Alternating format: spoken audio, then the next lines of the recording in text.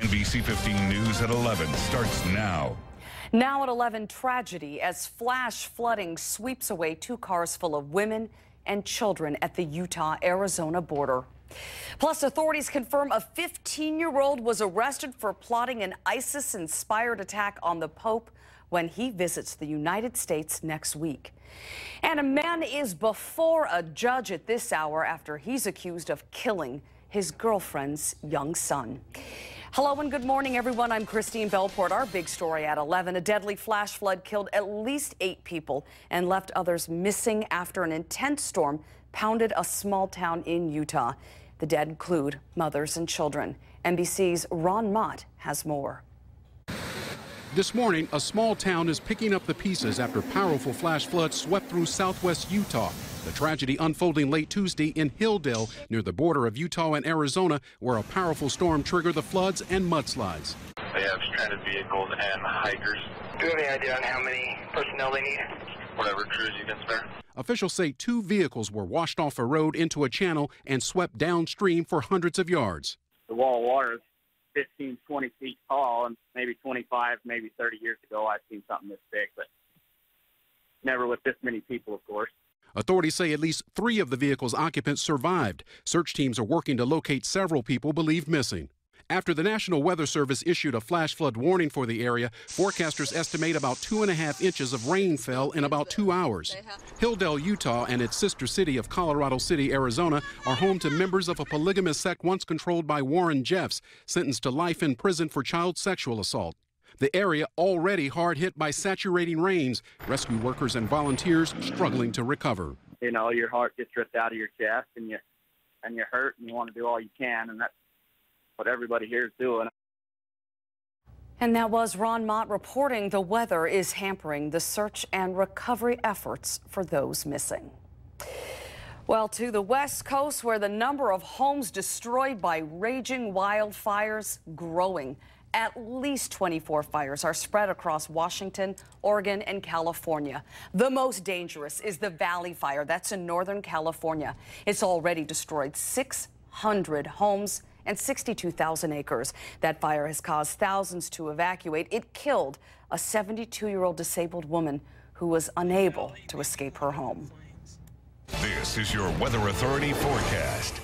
Well, a much different story across south central Wisconsin as we continue to have plenty of sunshine, some rather breezy conditions, and also mild temperatures. It's currently 74 degrees with sunny skies out there. Winds are out of the south right now at 13 miles per hour, 76 in Lone Rock, 75 in Janesville, and currently 78 degrees in Montello. For this afternoon, it looks like we'll continue to have sunny skies and winds gusting as high as 30 miles per hour out of the south.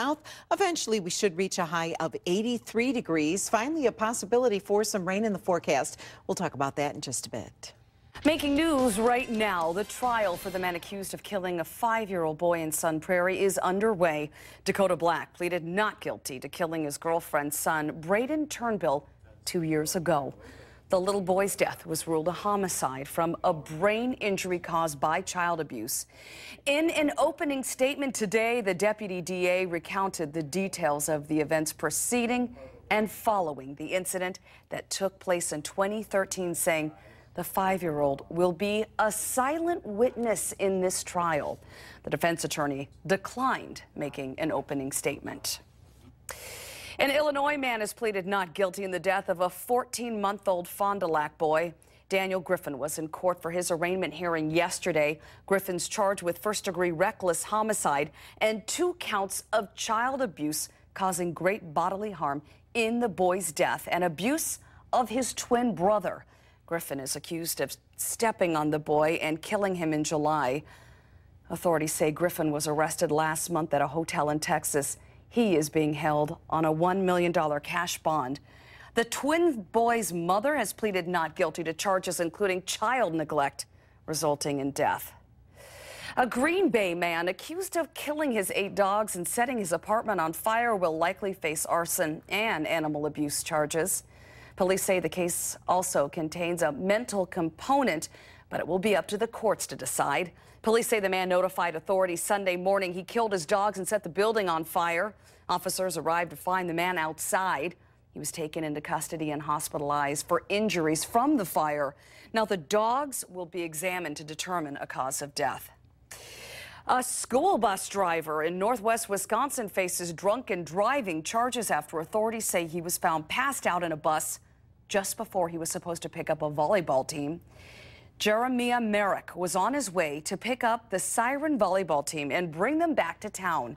Court records show Myrick was charged Friday. The sheriff's office says he failed field sobriety tests and had a blood alcohol content that was twice the legal limit. A walk will be held this week in Madison after a violent attack on a bike trail. A woman in her 30s was sexually assaulted early Saturday morning on the bike path near Livingston.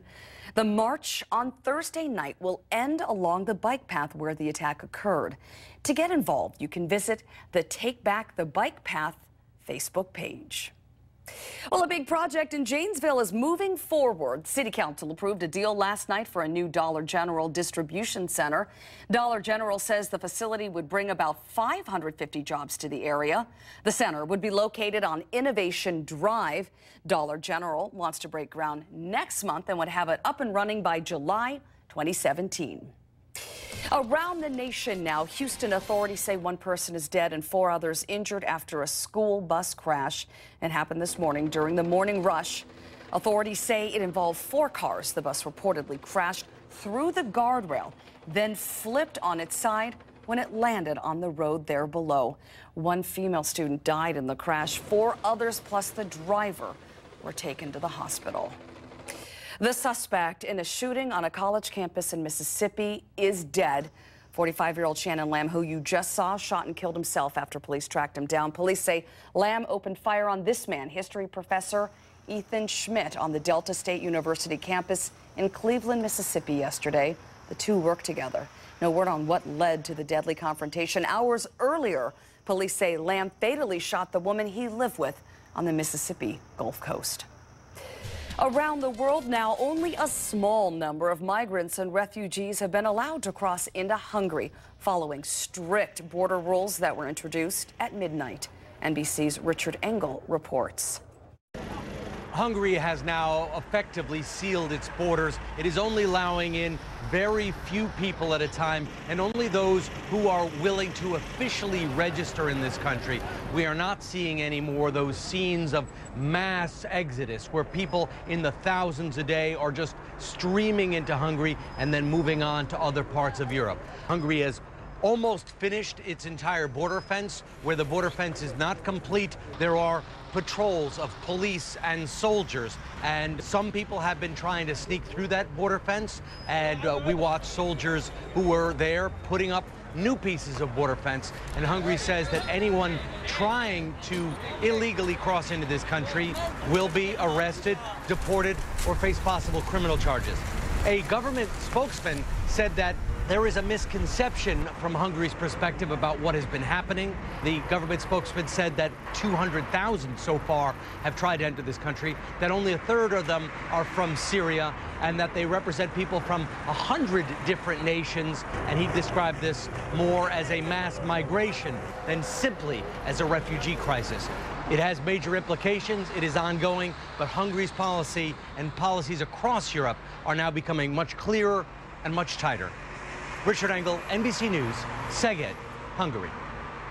Security will be tight for the Pope's U.S. visit next week. This morning, authorities say a 15-year-old boy arrested outside Philadelphia last month was planning an ISIS-inspired attack on the Pope.